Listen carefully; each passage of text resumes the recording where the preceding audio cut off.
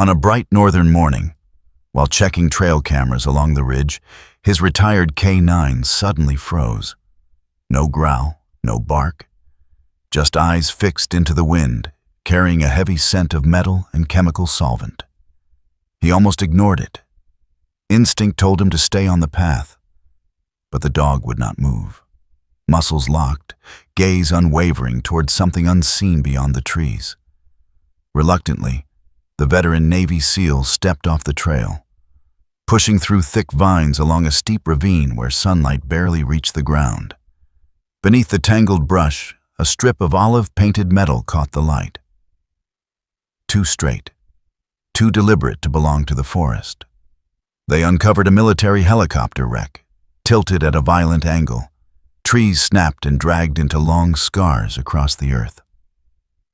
He moved in on pure training, scanning impact lines, checking for recovery markings, reading the silence the way he once read battlefields. But what he was about to find would drag him back into a war he thought he'd already survived.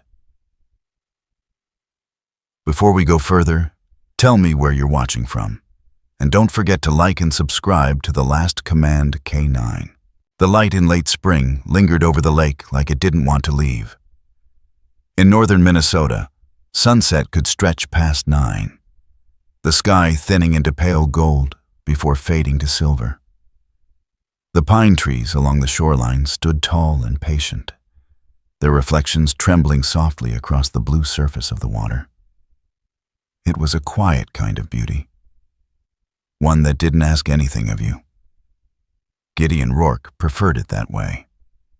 At 43, Gideon had the build of a man who had once carried more weight than he should have, physically and otherwise.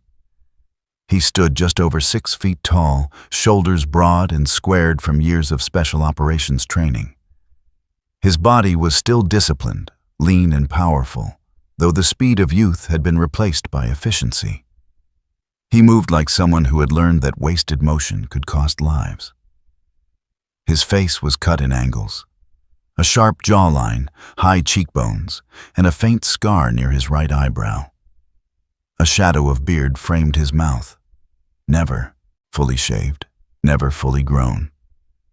His eyes were the color of cold steel, blue-gray, and when he looked at something, he didn't glance. He assessed.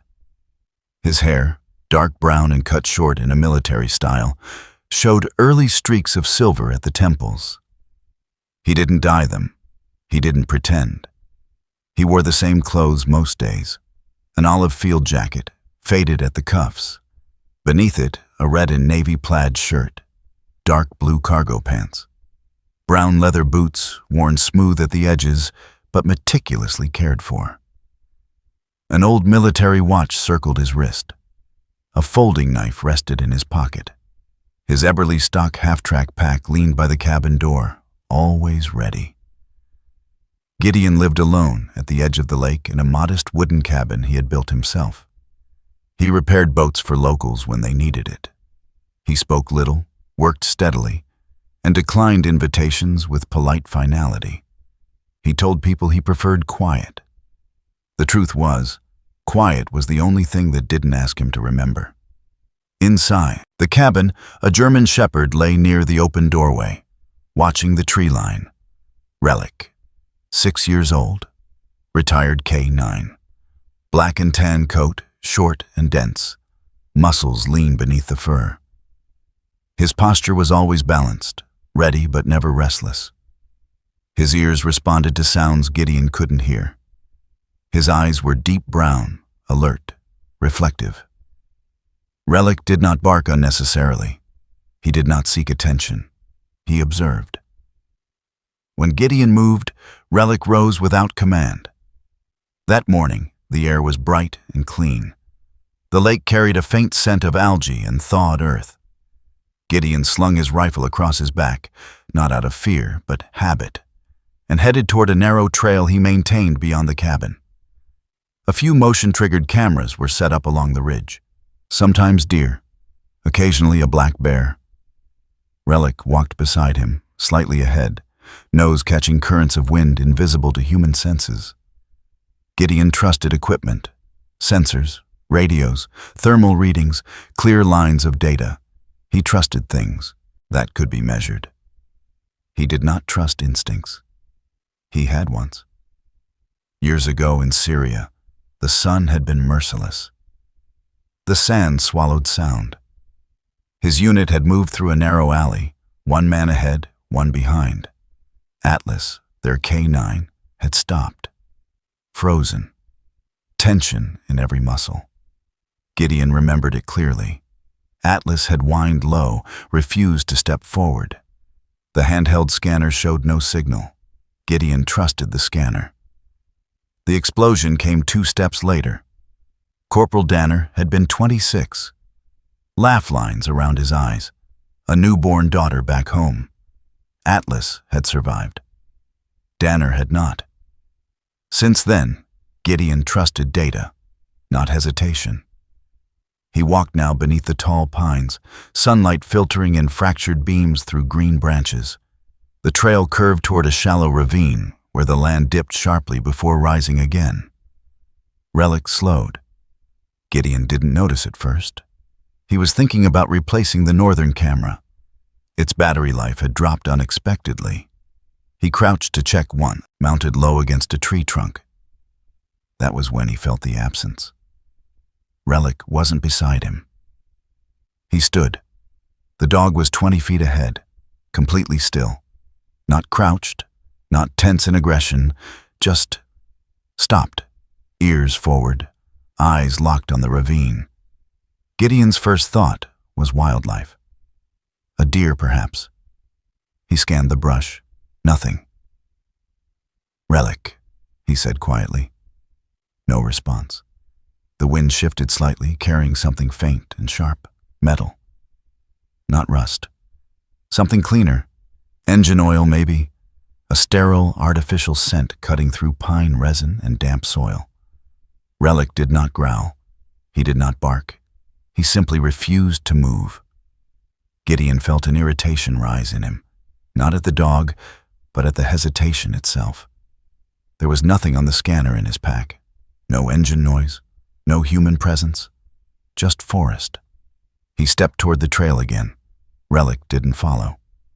The silence stretched. For a moment, a brief, almost invisible moment, Gideon felt the old memory rise like heat off asphalt. Atlas standing still in the sun. Danner smiling behind him. Gideon closed his jaw. He was not in Syria. This was Minnesota. He took 2 steps forward. Relic remained frozen. And then, the dog's head tilted slightly. Not toward the ground, not toward the trees, toward the air. His nose lifted, catching something carried higher than scent should travel. A faint metallic tang again. Gideon exhaled slowly. Relic turned his head and looked back at Gideon. Not confused, not uncertain, waiting. There was something unnervingly deliberate in that gaze, as if the dog were not reacting, but deciding. Gideon felt a flicker of something he hadn't felt in years. Doubt, not about danger, about himself. He could ignore it, continue the trail, return home, write it off as a passing scent from a distant logging site. No one would know, except him, and perhaps the dog.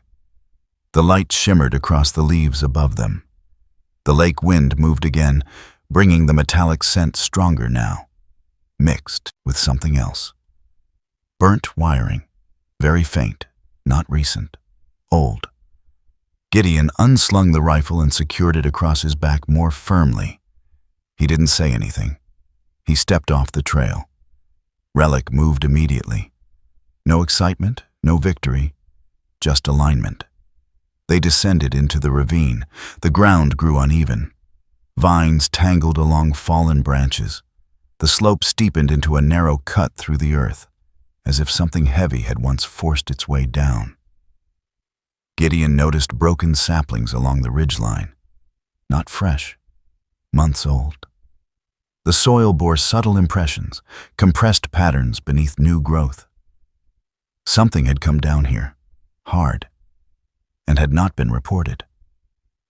The ravine deepened into a concealed corridor of green, ivy climbing along both walls. It was cooler here, shaded from the direct sun. The metallic scent intensified. Gideon felt his pulse slow, not from calm, but from focus. Relic stopped again, this time closer to the wall of vines. The dog approached cautiously, nose brushing the leaves without disturbing them. Gideon stepped beside him. For a moment, he saw nothing but thick foliage and earth. Then the light shifted. A dull sheen beneath green, olive. Flat, military paint. Not rusted junk, not a farm machine. A curved surface. Riveted. Gideon's breath paused. He reached forward and pulled aside a strand of vine. Metal revealed itself in a broader arc, the nose of a helicopter, partially buried. Rotor blades twisted and snapped, one embedded in the ravine wall. The cockpit canopy cracked, but intact. Vines crawling across its body as if nature had attempted to erase it. It was a military attack variant. Compact, armed, experimental from the look of its modified housing. And it had been here long enough for the forest to begin swallowing it whole. Gideon stepped closer. No scorch marks above. No emergency flare residue. No sign of recovery efforts. Just silence. Relic circled once, then stopped near the cockpit door. He did not touch it. Gideon's mind moved quickly now. No public crash report, no debris field beyond this path. The ravine walls were high enough to conceal it from aerial search, unless someone knew exactly where to look. This wasn't a crash someone missed. This was something someone left. He felt the weight of the past shift slightly inside him. The war he had walked away from had not ended. It had only changed terrain. The long northern light filtered down through the trees, illuminating the olive hull in fractured beams. Relic stood beside him, still and watchful. Gideon reached out and pressed his hand against the cold metal. It did not belong here, and neither, perhaps, did the quiet he had built around himself. The forest held its breath, and so did he. The ravine held the helicopter like a secret it had agreed to keep. Gideon did not touch anything at first. He stood back, taking in the geometry of destruction. The Black Hawk variant lay nose down at a shallow angle, tail slightly elevated against the ivy-covered wall. The rotor mast had twisted under force. One blade had carved a scar into the earth before snapping. Saplings along the slope were broken in a narrow, deliberate path, as if the aircraft had come in low and fast. Controlled descent, not freefall. He had seen chaotic crashes before. This wasn't one. Relic circled slowly, paws silent on damp soil. His body was relaxed, but focused, ears pricked. He didn't glance at Gideon. He didn't whine. He investigated. Gideon approached the cockpit. The canopy glass was fractured but not obliterated. No spider web from a bullet impact. No burn residue inside. The frame was intact enough to preserve the interior. He climbed carefully onto the lower fuselage and peered in. The pilot was still strapped into the seat. The remains were skeletal, uniform partially decomposed, but preserved in places where the fabric had dried. The helmet sat tilted back, visor cracked. One gloved hand rested on the collective stick. Gideon felt something tighten in his chest. Not grief exactly, but recognition. This had not been a violent death, no visible gunshot damage, no obvious shrapnel penetration. He scanned the control panels. One section was missing, not damaged, removed. 4 screws cleanly extracted from the avionics housing. Wiring bundled and cut with precision, not torn.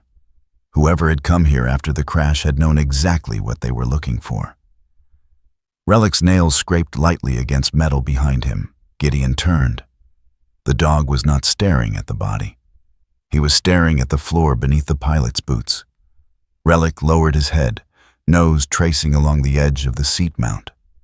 His breathing slowed, steady, deliberate, there. Gideon crouched, leaning into the cockpit, a small rectangular panel beneath the seat. He ran his fingers along the seam. It wasn't factory standard. He used his folding knife to pry it open. Inside lay a sealed military-grade storage module, waterproof, matte black, compact. No visible damage. Gideon exhaled through his nose. He removed it carefully. Relic shifted position, attention now flicking briefly toward the ravine entrance before returning to the aircraft. There was more. Gideon searched the pilot's chest pockets with professional detachment. Inside the flight jacket, he found an ID tag. Captain Elias Weber. The photo on the card showed a man in his late 30s, lean, angular face, close-cropped blonde hair. His expression in the image was calm but sharp-eyed, the kind of pilot who believed in his machine. There was also a torn scrap of paper in the inner pocket. One word written in block letters. Northwind. Not a call sign he recognized. He removed the helmet gently and searched beneath the collar. A thin strip of polymer had been sewn into the lining. He cut it loose. A date. July 1st, 2019. Hidden, not standard issue. Gideon stepped back out of the cockpit, boots landing softly on earth. He scanned the ravine walls again. No recovery markings, no military tape, no GPS beacon remnants. Nothing. He moved along the slope, studying the ground. The soil bore impressions, flattened patches inconsistent with animal movement. Not recent, but deliberate. Boots, several, organized spacing. They had come, they had taken something, and they had left this. Relic stiffened suddenly. Gideon's hand went instinctively to his rifle. The dog wasn't looking at the ravine entrance this time. He was looking upward. Gideon followed his gaze. The sky above the ravine was a narrow ribbon of pale blue. Nothing moved. No drone hum, no rotor noise, only wind. Relic held his position for 3 long seconds, then relaxed. Gideon didn't like that.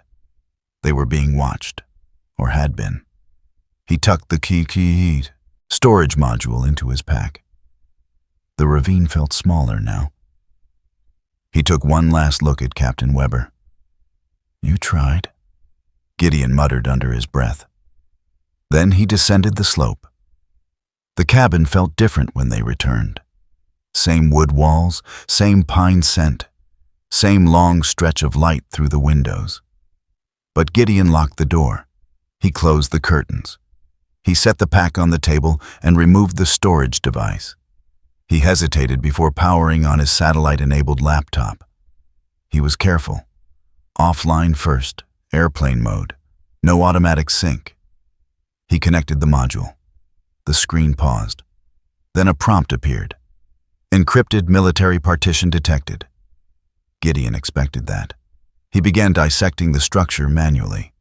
The encryption was layered, government grade, not easily cracked. But there were anomalies. Subdirectories masked beneath innocuous labels. False timestamps. Someone had altered the drive after initial recording. He navigated deeper. A log flickered briefly before disappearing. He stopped it. Copied it. The log was small, barely noticeable. One line. External sync attempt detected. Gideon's jaw tightened.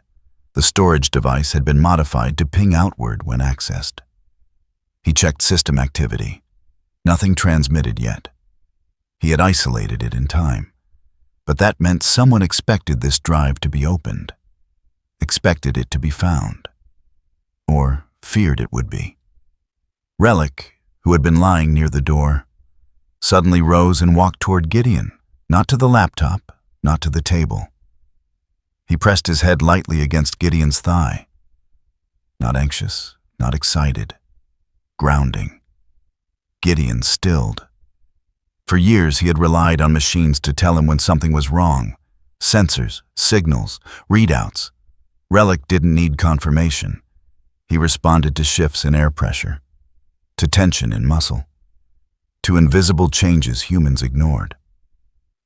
The dog's steady weight against his leg felt like a quiet verdict. You already know this isn't over. Gideon exhaled slowly. He shut the laptop completely, removed the drive. He stood and crossed to the window. Outside, the lake reflected an untouched sky, but he felt the tremor beneath the surface of things. He returned to the table and examined the polymer strip again. July 1st, 2019. July 1st. He searched memory archives, news events, military reports, nothing obvious. He typed Northwind into a secure offline database. No direct matches, but wind patterns, atmospheric systems, aviation terminology. Northwind could be a call sign or a program. He reopened the drive, this time isolating it through an external hardware firewall he kept in a drawer. Old habit. Never delete defensive redundancies. The encrypted partition finally opened a directory labeled with coordinates, latitude and longitude. He didn't recognize the numbers at first glance. He cross-referenced. Northern Minnesota. Not far. A few miles beyond the lake. Closer to an abandoned mining corridor locals avoided. Red Widow. The name had always sounded exaggerated, like something teenagers whispered about. An old iron mine shut down decades ago after structural collapse. No active patrol, no traffic. Relic moved toward the door again. He wasn't alarmed, but he was listening. Gideon muted the laptop audio feed. Listened. Silence. Then, a faint echo. Not close, but rhythmic. Gideon stepped onto the porch. The evening air had cooled slightly. He scanned the tree line. Nothing. He stepped farther out. Relic's ears rotated sharply, and there it was, high above the treetops, a distant, nearly inaudible mechanical hum. Short, precise, gone. Not a civilian drone. Too stable, too controlled. Gideon's pulse steadied. They hadn't missed the sync attempt. They'd traced the anomaly. He walked back inside. No panic. Just movement. He unplugged the device, removed the battery from the laptop, placed the drive inside a small, lead-lined pouch stored in his pack. He glanced once more at the lake. The peace of it. The lie of it, Relic, stood beside him, body angled toward the north, toward Red Widow. Gideon should have destroyed the drive, should have erased it and walked away. He knew how to disappear. But the image of Captain Weber strapped into that cockpit lingered. No recovery, no acknowledgement, no closure. The war he left behind had not ended. It had shifted shape. He slung the pack over his shoulders. Relic's tail lifted slightly, not wagging, just aligned. Gideon turned off the lights inside the cabin, locked the door. The sun was beginning to sink at last, bleeding gold across the lake. He didn't look back. Not yet. The path ahead was narrow, and something was already moving toward him. Gideon did not take the main trail north. He cut through the birch stands behind his property, boot stepping where roots hid beneath moss. Relic moved ahead in silent arcs, weaving through brush, pausing only when the wind shifted. The sun had not yet dropped below the tree line. The light still held warmth, golden and wide. It was the kind of evening that made tourists talk about moving here. Gideon did not feel warmth. He felt calculation. The lead-lined pouch with the storage device rested deep in his pack. He had powered nothing on since leaving the cabin. No GPS, no radio, no signal. He moved west first, then north, then circled back east. A staggered pattern, old habit. Relic stopped briefly near a fallen log and sniffed the air, nostrils flaring. His ears rotated independently, scanning invisible frequencies. The forest felt ordinary. Too ordinary. By late afternoon, Gideon angled back toward the cabin from a different vector. He needed supplies, ammunition, water purification, tablets, a heavier jacket. He approached from the lakeside instead of the ridge. The cabin looked unchanged. Smoke didn't rise from the chimney. No vehicle tracks near the gravel path. Still. Relic halted 10 yards from the porch, his body lowered slightly, not crouched in fear, but compressed with focus. His tail stiffened, his ears tilted upward. Gideon felt it then. The air pressure, a faint mechanical vibration carried on high wind currents. He didn't hear it so much as sense it.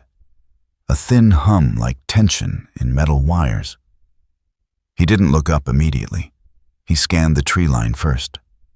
Nothing. Then he lifted his gaze. Above the canopy, just barely visible against the pale sky, a dark speck glided in a slow arc. No blinking civilian lights, no loud rotor chop, just a quiet silhouette moving with deliberate patience. A military surveillance drone. Small, high altitude, watching. Relic's ears quivered at a frequency Gideon could not detect. The drone passed overhead once, then banked and disappeared behind the western ridge. It hadn't lingered. It hadn't needed to.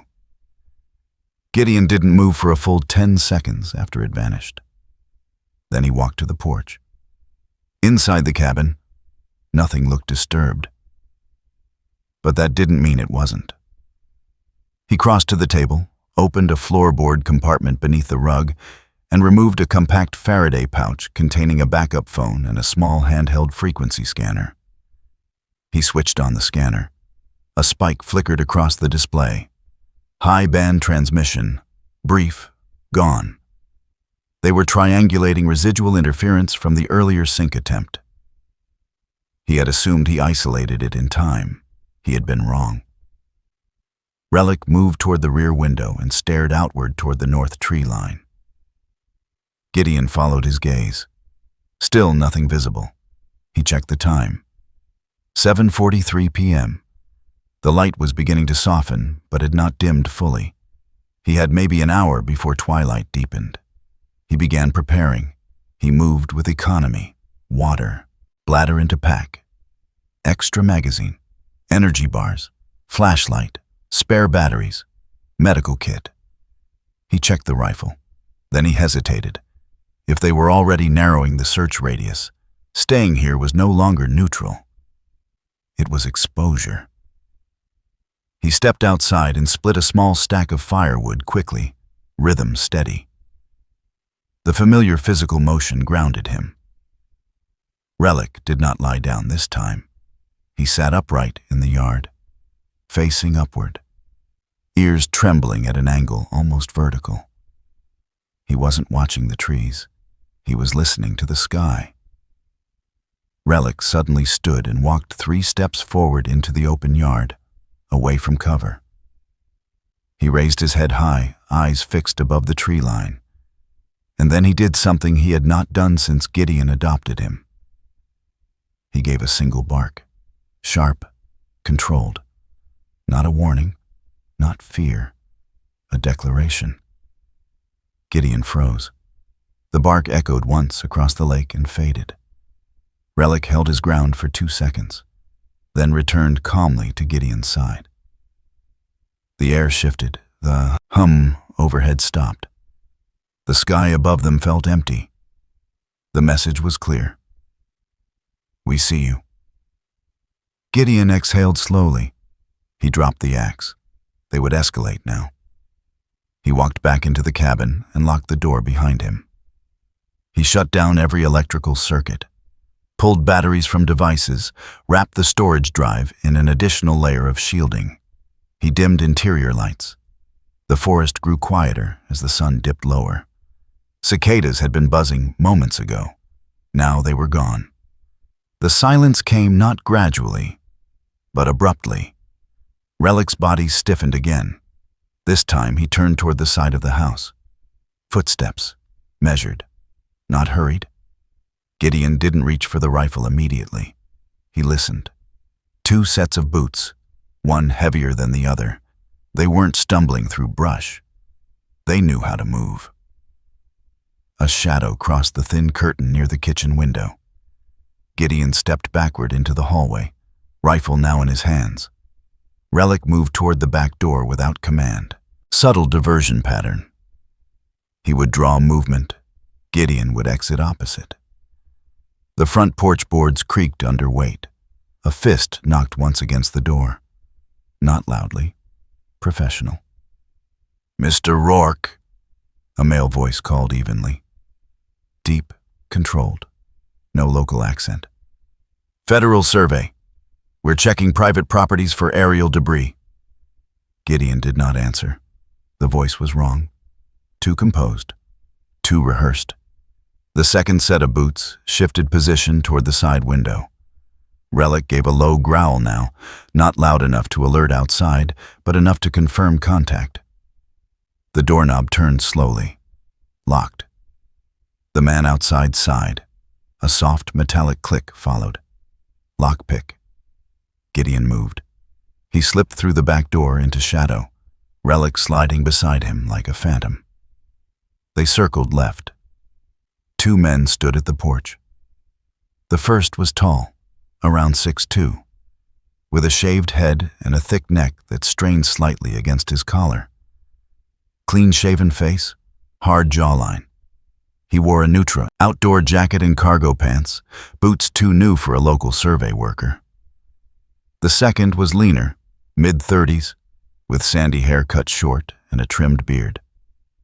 His eyes moved constantly, analytical.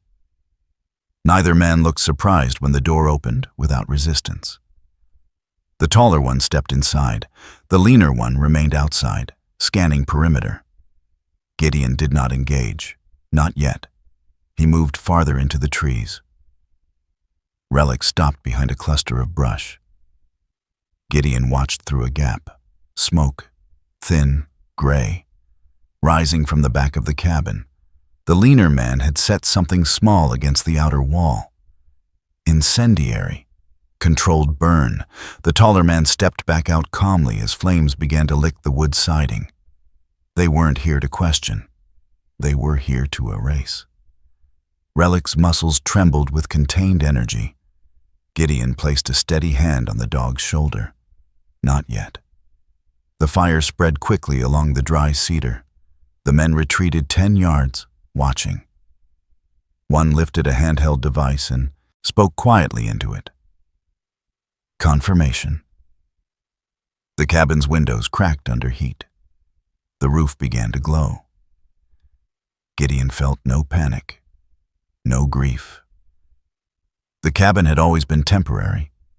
He had built it knowing that permanence was a myth.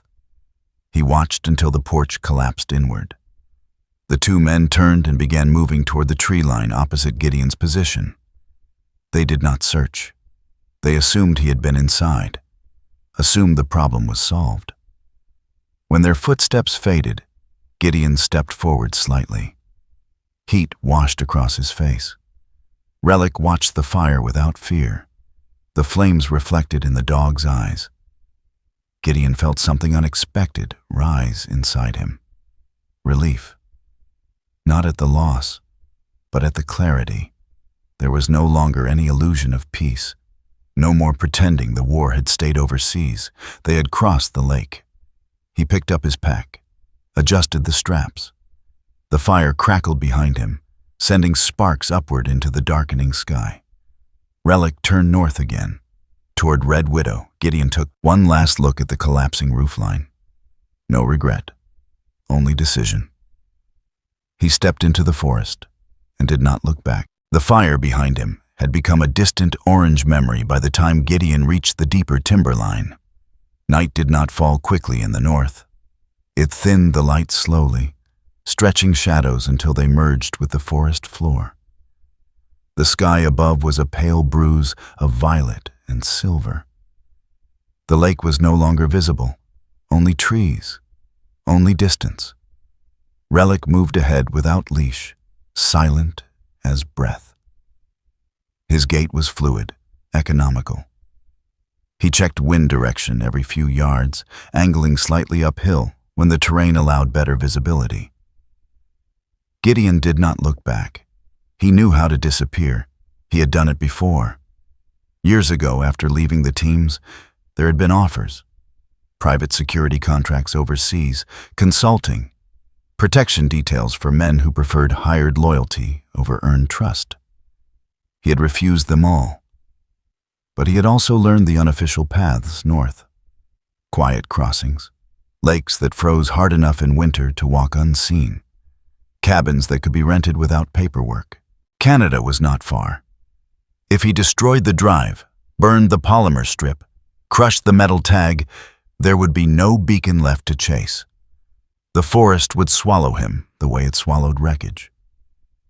Relic slowed and glanced back briefly, not questioning, not urging, just present. They moved until the land rose into granite ridges that overlooked a stretch of marshland. Gideon paused beneath a cluster of fir trees and set down his pack. The night insects had resumed their rhythm here. He removed the lead-lined pouch. The drive felt heavier than its size justified. He stared at it for a long time. The simplest solution was elimination. He could dig a deep hole beneath the rock shelf, drop it, walk away. He would survive. He was good at surviving. But survival was not the same as living. He crouched on a flat stone and rested his forearms on his knees. The forest air cooled against his skin. Memories did not arrive as images. They arrived as pressure. A narrow alley in Raqqa. The sharp smell of cordite. Atlas standing rigid. Danner laughing seconds earlier. Gideon closed his eyes. He had chosen data over instinct, chosen control over trust. A man had died. Relic did not interrupt his thoughts. The dog stood several feet away, facing Gideon directly. Still, balanced. He did not move closer. He did not nudge. He did not whine. He simply held eye contact. And in that stillness, Gideon understood something simple and brutal. If he walked away again, if he chose safety over truth, he would carry the same weight forward.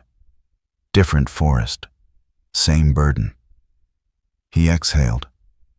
Not sharply, not dramatically, just a release. "This isn't about revenge," he said quietly, voice rough from smoke and distance. Relic's ears twitched at the sound of his name spoken earlier. But he remained steady. Gideon opened the pouch. He connected the drive to a compact, hardened tablet he carried for field mapping. Offline, shielded, minimal signal exposure. He did not power it fully. He accessed it through an isolated boot sequence he had configured years ago when paranoia was still part of his daily life. The encrypted interface prompted for credentials. He studied the metal tag again. A series of letters mapped through A1Z26 conversion. ZKR. He entered the combination. Denied. He added the polymer date. January 7th, 2019. The interface paused longer this time, then unlocked. No triumphant flash, just access. Directories unfolded in stark gray folders. Aegis Tactical Solutions. The name meant nothing to civilians. To Gideon, it triggered faint recognition. A private defense contractor, advanced aerial systems, quiet contracts with federal agencies. He opened the primary archive. Footage loaded first. Helmet cam view from Captain Weber. A test range. Desert terrain.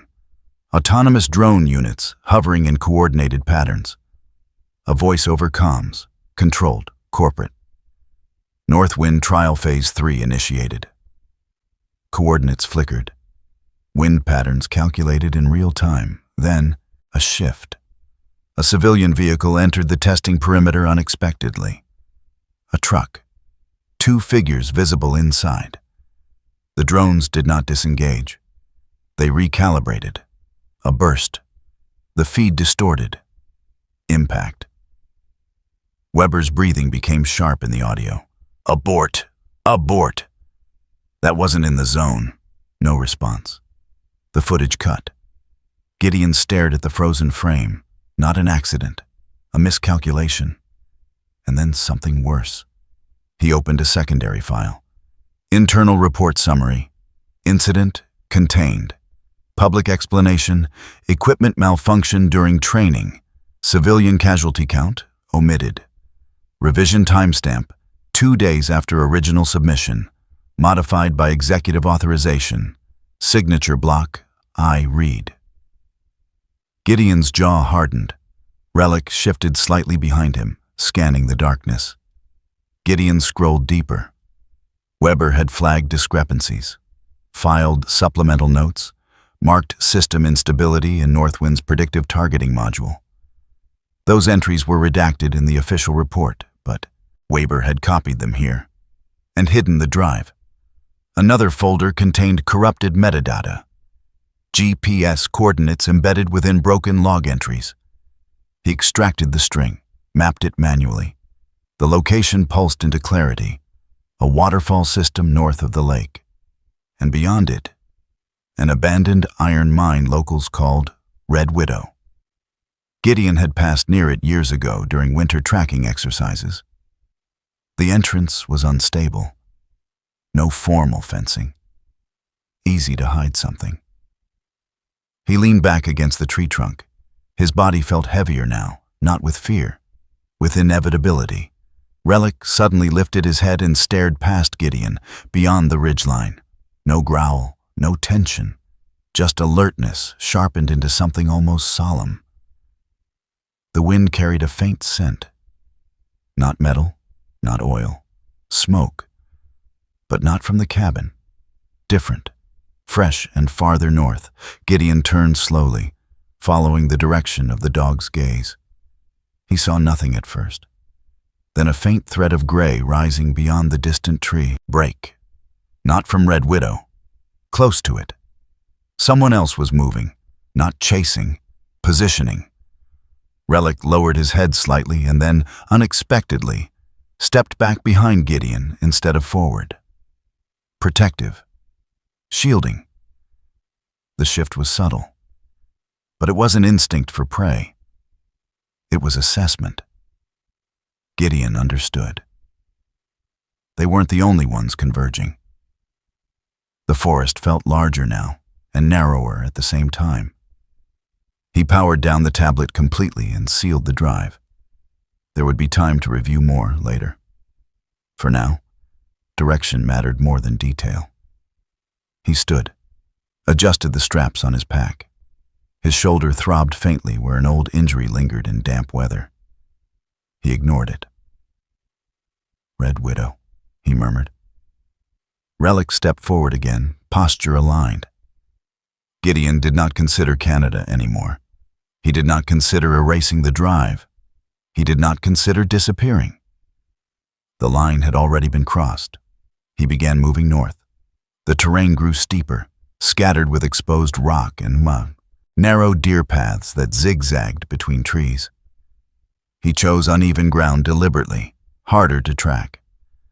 As the night deepened, the waterfall's distant roar became audible, a low, steady vibration through the earth. The coordinates placed the cache somewhere near that sound. Gideon moved carefully now, not hunted, not reckless, intentional. The sky overhead cleared fully, revealing a scatter of early stars. He paused once more at the crest of a slope overlooking a dark valley. Below, faint moonlight traced the outline of abandoned structures near the mine entrance, rusted framework, skeletal remains of old machinery. Red Widow. Relic stood beside him, not tense, not afraid, ready. Gideon felt the old reflex of retreat flicker once more, then disappear. He tightened his grip on the rifle sling and stepped downhill, not to run, but to confront. For 3 days, Gideon moved like a rumor. He avoided established trails, cut through marsh reeds, and crossed streams at angles that confused direction. He waded upstream whenever possible, boots submerged in glacial water that numbed his ankles and erased scent. He slept in short rotations, back against granite outcroppings, Relic positioned slightly downhill where wind carried warning first. The north in early summer was deceptively generous. Blue skies stretched wide over pine forests and rolling rock, wildflowers pushed through shallow soil. The air smelled of sap and thawed earth. It would have been beautiful, if not for the invisible grid tightening around him. Relic warned him twice before Gideon saw anything. The first time, near a low cedar thicket, Relic's pace slowed. His ears flattened, not in fear but in recalibration. He veered subtly left without looking back. Gideon followed without question. 30 seconds later, he heard voices drifting faintly across the butte. Ridge. 2 men, low tone, professional cadence, not hikers. The second time, near a granite shelf overlooking marshland, Relic froze mid-step. Nose lifted, eyes narrowed. Gideon dropped immediately, flattening into scrub brush. A pair of figures passed across the far slope, rifles slung tight against tactical vests. They moved in staggered formation, scanning but not rushing. Not amateurs, not local authorities. They were hunting patterns, not people. Relic remained motionless until the wind shifted and carried their scent away. Then he resumed. By the third morning, the sound of water reached them before the sight of it, a waterfall. It cut through granite in a clean white ribbon, plunging into a deep basin surrounded by moss-covered rock. Sunlight fractured through mist, casting prismatic arcs across stone. It was almost peaceful. Gideon crouched near the edge, studying terrain. If Weber had hidden something, he would not have chosen an obvious place. It had to be concealed, but accessible, durable against weather. Relic did not move toward the water. He moved sideways, toward a wall of ferns near the waterfall's left flank. The dog's nose brushed leaves gently, then pressed deeper between fronds. He did not dig, he indicated. Gideon parted the greenery carefully. Behind the ferns, a narrow gap in the rock face led into shadow, a shallow cave, partially hidden by years of plant growth. Cool air drifted out. Gideon stepped inside. The cave extended 15 feet before narrowing into a shallow recess. There, tucked beneath a flat stone shelf, rested a pelican case, dust-coated, weathered but intact. No military markings, no visible tracker. Gideon knelt. Relic stood at the cave entrance, half turned toward the outside world. The case was locked, but not electronically. Manual latch. He opened it slowly.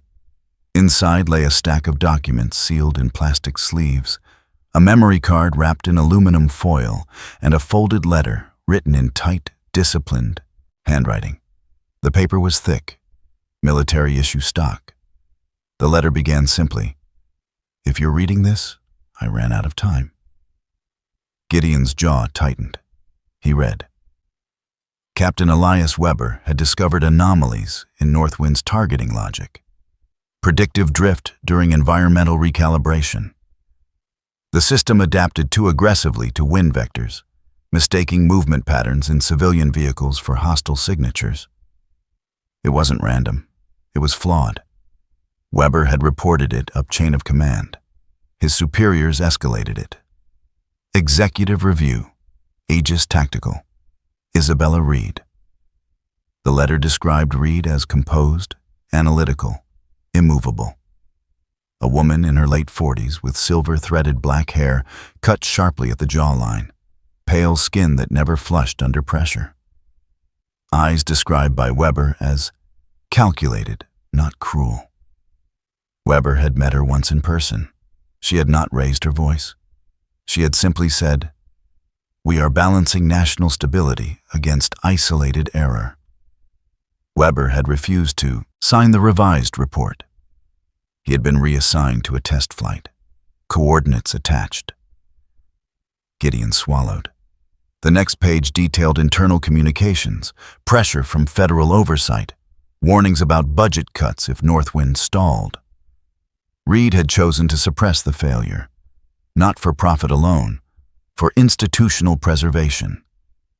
Weber's final line in the letter: "If this ever surfaces, don't trust internal channels.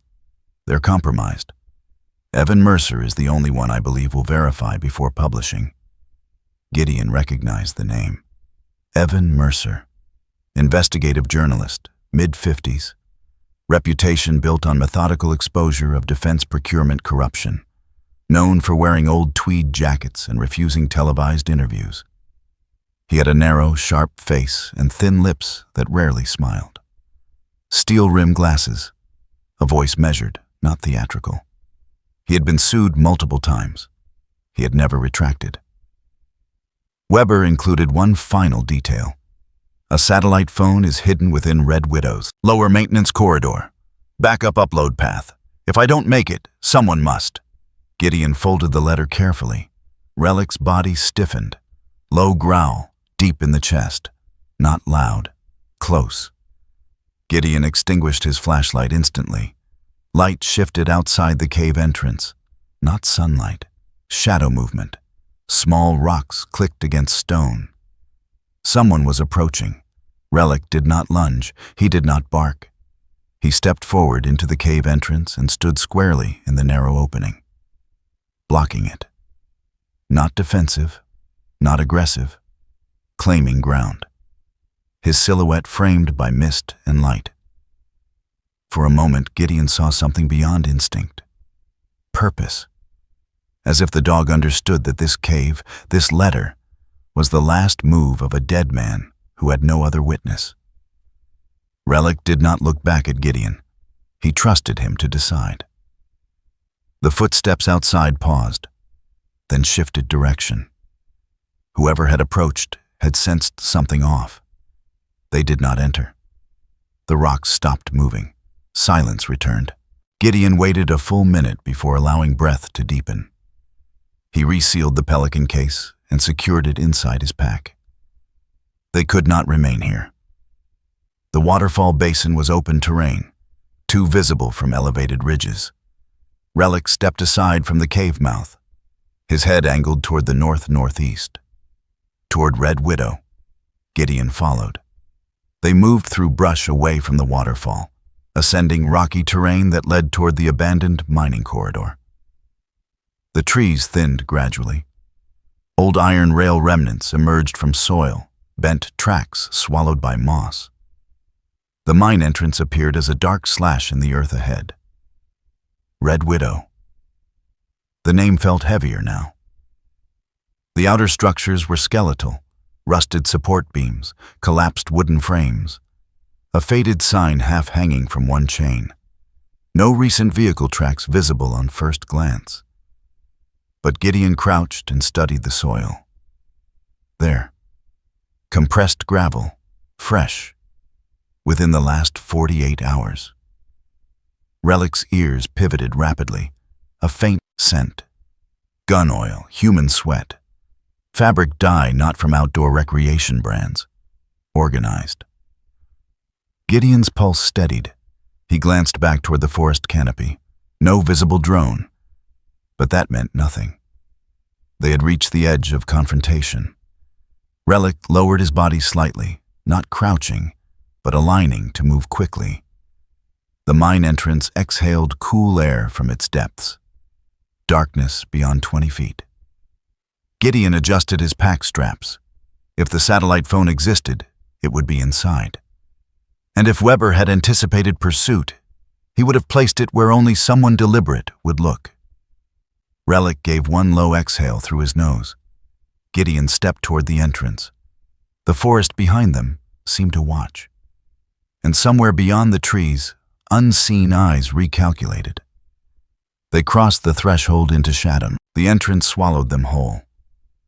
Red Widow did not ease them in. It erased them. 10 steps beyond the threshold, daylight became memory. 20 steps, and the world narrowed to the width of Gideon's shoulders and the beam of his flashlight, which he used sparingly. One click, one sweep, off again. The air inside the mine was colder than the forest above, damp with a metallic tang that settled at the back of the throat. Iron dust lingered in the stone. Old timber supports groaned faintly as temperatures shifted. The floor sloped downward in uneven ridges, broken rails half buried in rock and gravel. Relic moved ahead by inches, not yards. His body lowered slightly, weight distributed evenly across all 4 paws. His breathing slowed, his ears angled not toward sound alone, but toward absence, the spaces where sound should have been. Gideon clipped a compact infrared monocular to his eye and scanned the tunnel ahead. Black, then shape. A side corridor 20 feet forward, opening, left. Another branching right beyond it. The mine was a maze. He moved slowly, boot placement deliberate, careful to avoid loose gravel. His shoulder throbbed faintly from strain earlier in the week, an old injury flaring with cold. He ignored it. They were not alone in here. Relic paused, head tilted slightly. His nostrils flared. He turned his head toward the right-hand branch. Gun oil, fresh. Gideon eased to the wall and waited. A sound traveled through stone. Boot on grit, faint but disciplined. Measured steps. He adjusted position behind a timber support beam. Relic flattened against shadow without command. The first man entered the tunnel junction cautiously, mid-30s, tall, broad-shouldered, close-cropped dark hair, square jaw. He wore tactical gray without insignia. His rifle was held high and tight, movements controlled but not sloppy. Not a mercenary drunk on violence. Professional. Gideon stepped forward in a blur of precision. One hand grabbed the rifle barrel, the mound. Other struck at the man's wrist. A twist, controlled force. The weapon fell. A quick elbow to the temple. The man collapsed silently. Gideon caught him before he hit stone. He dragged him back into shadow. Relic sniffed once at the fallen man's sleeve. Same scent from the waterfall perimeter. Gideon stripped the man of his night vision monocular and secured his wrists with zip ties from the pack. He did not kill him. Not yet. The radio on the man's vest crackled faintly. Gideon muted it. He clipped the night vision unit to his own gear and powered it on. The tunnel shifted from black to green. Contours sharpened. He moved deeper. The mine widened briefly into a central chamber where old equipment lay abandoned. Rusted carts, broken winches, dangling cables swaying in subtle drafts. Relic halted again.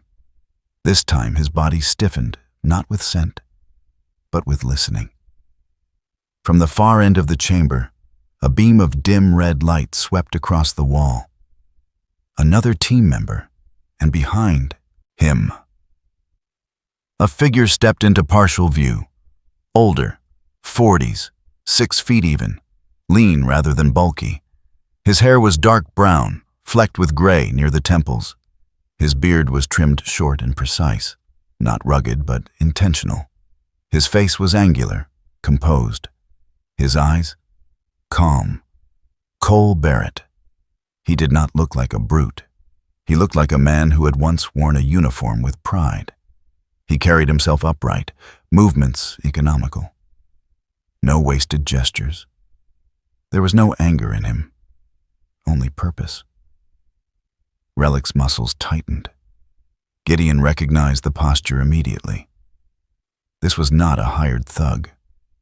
This was someone who understood mission logic. Barrett's voice carried evenly through the chamber. "I know you're in here, Rourke." No shouting, no threats. "We don't need to do this." Gideon stayed silent. Barrett took another step forward. "You think publishing that data makes things better? It destabilizes more than it fixes." His tone was not persuasive. It was analytical. "You were Tier 1 once. You know what containment means." Relic shifted slightly in front of Gideon, body angled toward Barrett. Barrett's eyes flicked to the dog. A faint nod. "K9, he said softly. "Good dog." Not mocking, acknowledging. Gideon stepped into partial view, rifle steady but not raised high. Barrett's gaze locked onto him. Recognition flickered there. "I've read your file," Barrett said. "Raqqa, extraction under fire. You lost a man." Gideon's jaw tightened. Barrett continued, voice level. "You trusted the wrong input." "Happens." He paused. "This isn't personal." Gideon's reply came low. "It is." Barrett's head tilted slightly. "No, it's systemic." A faint tremor vibrated through the tunnel floor. Subtle, not structural collapse. Controlled detonation, somewhere distant in the mine. Barrett's eyes shifted just a fraction toward the ceiling. He had not ordered that. For the first time, a crack appeared in his composure. Relic felt it instantly. He stepped forward, not attacking, but positioning himself between the two men. His body did not crouch. It rose, blocking. In that narrow chamber, lit in green infrared, Gideon saw the shape of his choice reflected back at him. Barrett was what he could have been. Mission over morality. Containment over conscience. Barrett lowered his rifle slightly. "Truth doesn't make the world safer," he said quietly. "Control does." Another tremor. This time closer. Dust sifted down from the beams. Gideon spoke. "You're not in control." Barrett's jaw flexed. He signaled with 2 fingers toward a side corridor. A third team member moved from shadow, aiming at Gideon's flank. Gideon pivoted. A shot cracked through the chamber. The bullet tore through Gideon's upper shoulder, grazing muscle but not bone. He staggered back against the wall. His rifle slipped from his grip and clattered onto stone. Relic did not leap. He did not bite.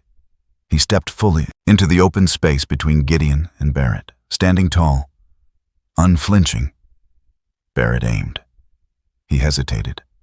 1 second. Just one. The dog's eyes held his. Not feral, not frantic.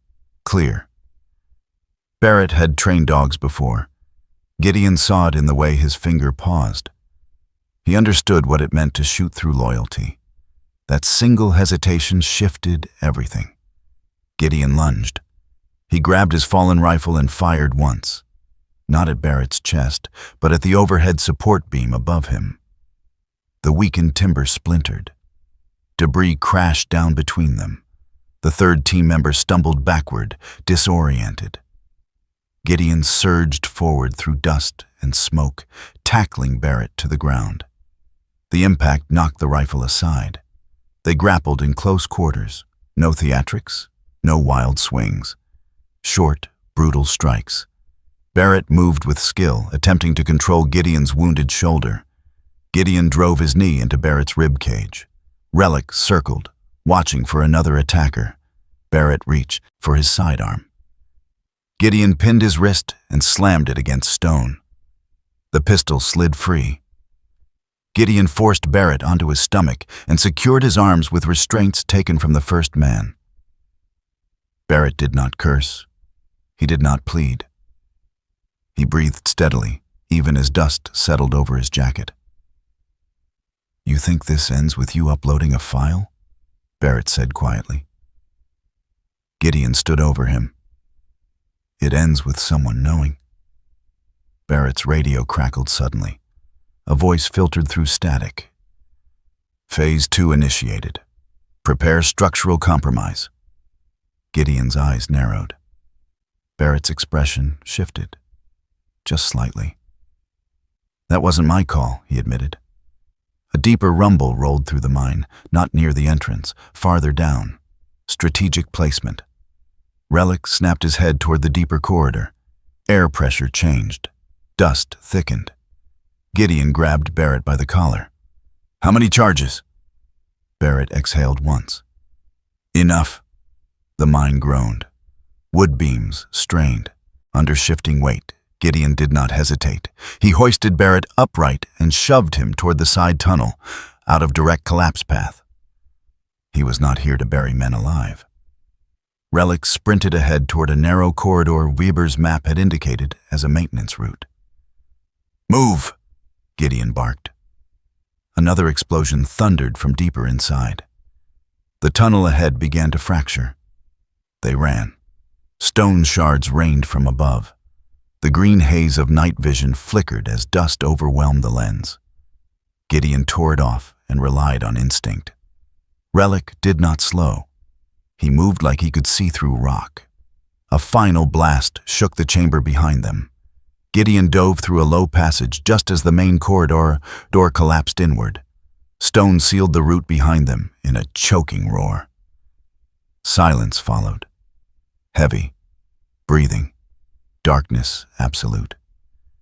Gideon's shoulder bled steadily, warm beneath cold air. Relic returned to his side and pressed against his leg. Checking stability, Gideon switched on a small backup flashlight. Ahead, the tunnel narrowed further. Toward maintenance, toward the satellite phone. He looked once at Barrett, pinned but alive in the fading light of the collapsing chamber beyond. No hatred in his eyes. Only consequence. Gideon turned forward. The man he had been might have retreated. The man he chose to be moved deeper. They disappeared into the tunnel before the dust fully settled. The maintenance corridor was narrower than the rest of the mine, reinforced with newer steel braces that groaned but held as dust settled behind them. Gideon's shoulder burned with each movement, blood soaking through the torn fabric of his field jacket. The wound was not fatal, but it was deep enough to remind him of every breath.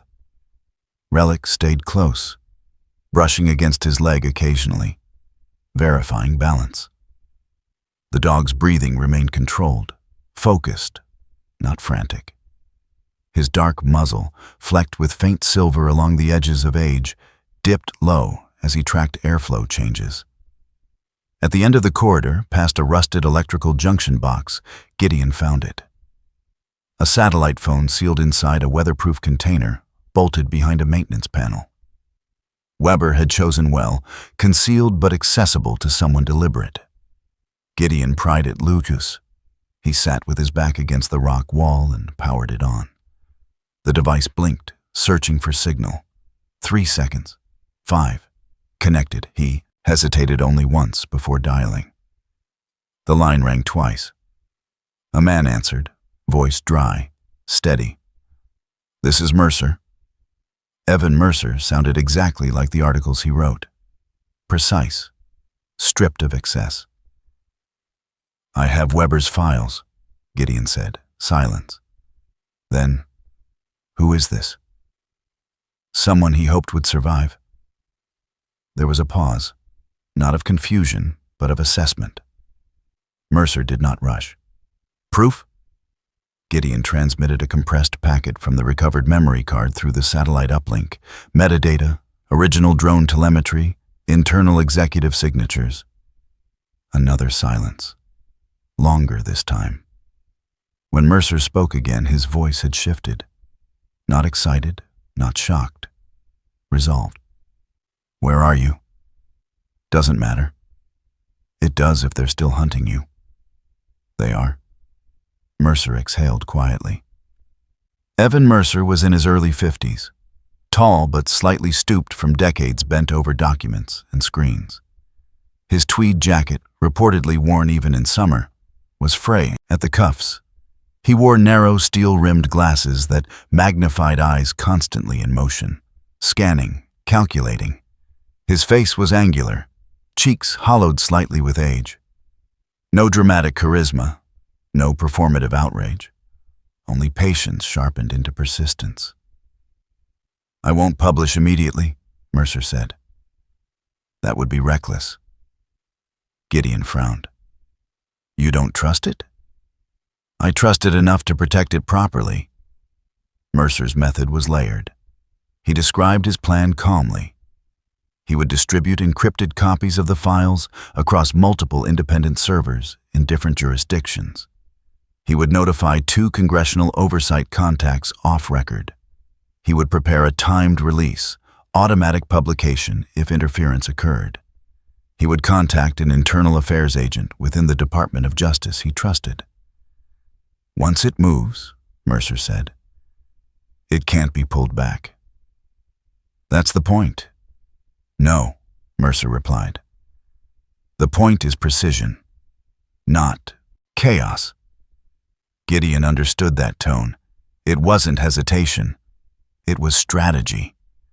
They ended the call without ceremony. Gideon crushed the satellite phone beneath a rock before leaving, destroying traceability. They exited the mine hours later through a secondary vent shaft Weber's notes had indicated. By the time they emerged into forest light, helicopters could be heard faintly in the distance. Not combat models, but federal. The game had shifted. 2 days passed in a blur of movement and concealment. Then the news broke. Not explosively, methodically. Aegis Tactical, Northwind AI, civilian casualties, internal suppression. Isabella Reed appeared on screens across the country. She did not look like a villain. She looked composed. 47, sharp suit in charcoal gray, white blouse immaculate, black hair cut clean at jawline, streaked subtly with silver, pale complexion untouched by panic, eyes steady, intelligent. She stood outside federal headquarters as agents escorted her. Before entering the vehicle, she turned. Gideon watched from a borrowed cabin miles away. For a brief second, her gaze seemed to pierce through cameras and glass. Her lips moved, not to the press, but to someone unseen. The clip replayed everywhere. A journalist caught the audio. "You've made the country weaker." The line circulated endlessly. It followed Gideon into the next phase. He was subpoenaed. He walked into a federal hearing room wearing the same olive field jacket, though it had been cleaned and stitched at the shoulder. His beard remained rough, his eyes tired but unflinching. Relic lay at his feet during closed-door testimony, special clearance granted due to prior K-9 classification. The room smelled of paper and tension. Gideon answered questions for hours. "Why did you take the files? Why not report through internal channels? Did you engage armed personnel? Did you discharge a weapon?" He did not dramatize. He did not defend himself theatrically. He spoke in steady sentences. "I didn't trust the system that buried it." "Why?" "Because I've seen systems bury men before." The committee members watched him carefully, some skeptical, some sympathetic. He was not arrested. He was not praised. He was something more complicated. Necessary. That night, after testimony concluded, Gideon stood alone outside the courthouse. Relic sat beside him, gaze tracking distant movement automatically. A black sedan idled across the street. For a moment, the engine did not turn off. The driver remained unseen. Not federal, not media. Watching. Gideon met the tinted window with a calm stare. After 10 seconds, the car pulled away. No plates visible. No threat made. Just reminder. Truth did not erase enemies. It redefined them. He did not chase the car. He did not flinch. He understood the cost had not ended.